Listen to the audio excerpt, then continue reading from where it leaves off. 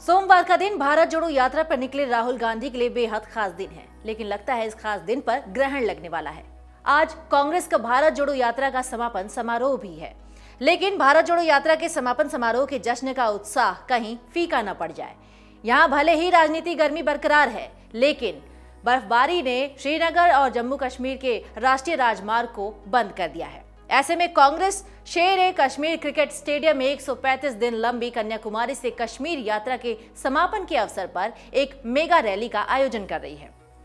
भारत जोड़ो यात्रा करीब 4000 किलोमीटर का सफर पूरा कर चुकी है और रविवार को कश्मीर के लाल चौक पर तिरंगा फहराने के बाद यात्रा संपन्न हो गई है। श्रीनगर में भीषण बर्फबारी के कारण अधिकांश रास्ते बंद कर दिए गए हैं। इसी के साथ कम दृश्यता और लगातार बर्फबारी के चलते श्रीनगर जाने वाली सभी उड़ानों में भी देरी हुई है। दिल्ली से श्रीनगर जाने वाली कुछ उड़ानें भी एक दिन के लिए रद्द कर दी गई हैं। ऐसे में संभावना है कि राहुल गांधी बर्फ पर चलकर पार्टी ऑफिस जा सकते हैं। दरअसल आज राहुल गांधी कांग्रेस दफ्तर में ध्वजारोहण करने वाले हैं। हालांकि बर्फबारी के कारण गाड़ियां नहीं चल पा रही हैं और श्रीनगर के बोटेनिकल पार्क में राहुल का टेंट लगा हुआ है। वहां से लाल चौक स्थित पार्टी ऑफिस करीब 4 से 5 किलोमीटर की दूरी पर है। ऐसे में ध्वजारोहण के लिए उन्हें 5 किलोमीटर बर्फ पर पैदल चलना पड़ सकता है। इसके अलावा श्रीनगर के शेर-ए-कश्मीर क्रिकेट स्टेडियम में क्लोजिंग सेरेमनी में शामिल होने के लिए 21 दलों के प्रतिनिधि भी आमंत्रित किए गए हैं और कार्यक्रम में फिल्म मेकर विशाल भारद्वाज और उनकी पत्नी और गायिका रेखा भारद्वाज भी शामिल होंगी।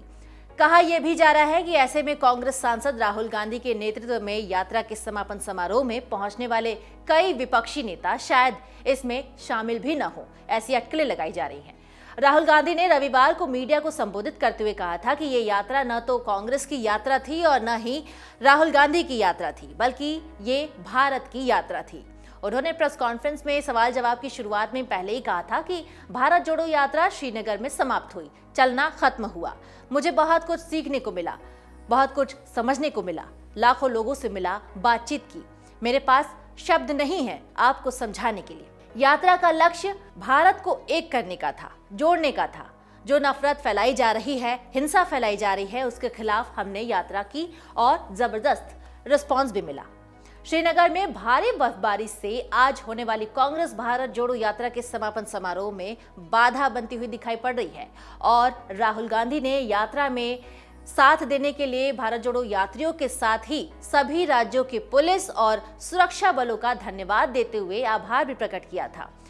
और भारत जोड़ो यात्रा से कश्मीर की राजनीति पर या फिर राष्ट्रीय राजनीति पर उनका क्या असर पड़ेगा, इस पर उन्होंने कहा था कि ये हमारी यात्रा नहीं है, बल्कि भारत की यात्रा है, क्योंकि ये कांग्रेस पार्टी की यात्रा नहीं रही, क्योंकि इसमें कांग्रेसियों से ज्यादा आम लोग शामिल हुए हैं। ये भारत की यात्रा है, हम इसमें जरूर शामिल हुए हैं।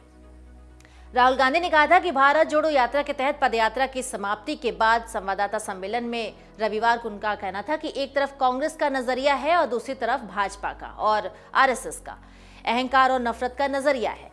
ये भारत जोड़ो यात्रा के तहत राहुल गांधी का 13वां संवाददाता सम्मेलन था।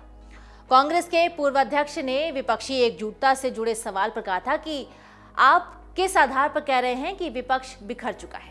विपक्षी एकता बातचीत और एक दृष्टिकोण के बाद आती है। ये कहना सही नहीं है कि विपक्ष बिखरा हुआ है, मतभेद है, लेकिन विपक्ष साथ खड़ा होगा और लड़ेगा। उनका यह भी कहना था कि ये विचारधारा की लड़ाई है। एक तरफ भाजपा और आरएसएस की विचारधारा है तो दूसरी तरफ गैर भाजपा और गैर आरएसएस ताकतें हैं। उनकी ये टिप्पणी उस वक्त आई जब सोमवार को यात्रा के समापन समारोह से जुड़ी रैली के लिए कांग्रेस ने 20 से ज्यादा विपक्षी दलों को निमंत्रण दिया है। हालांकि कुछ दलों ने इसमें शामिल होने से अपनी ओर से असमर्थता जताई है।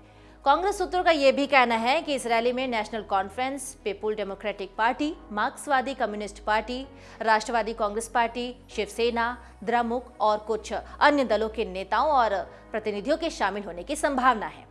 आपको बता दें कि भारत जोड़ो यात्रा 7 सितंबर को कन्याकुमारी से शुरू हुई थी और ये यात्रा देश भर के विभिन्न राज्यों के 75 जिलों से होकर गुजर चुकी है और इसके 135 दिन पूरे हो चुके हैं। डाउनलोड करें अमर उजाला ऐप और पाएं खबरें लगातार। अगर आप ये वीडियो YouTube पर देख रहे हैं तो हमारे चैनल को सब्सक्राइब करें और बेल आइकन को दबाना ना भूलें। अगर आप Facebook पर यह वीडियो देख रहे हैं तो हमारे पेज को लाइक करें।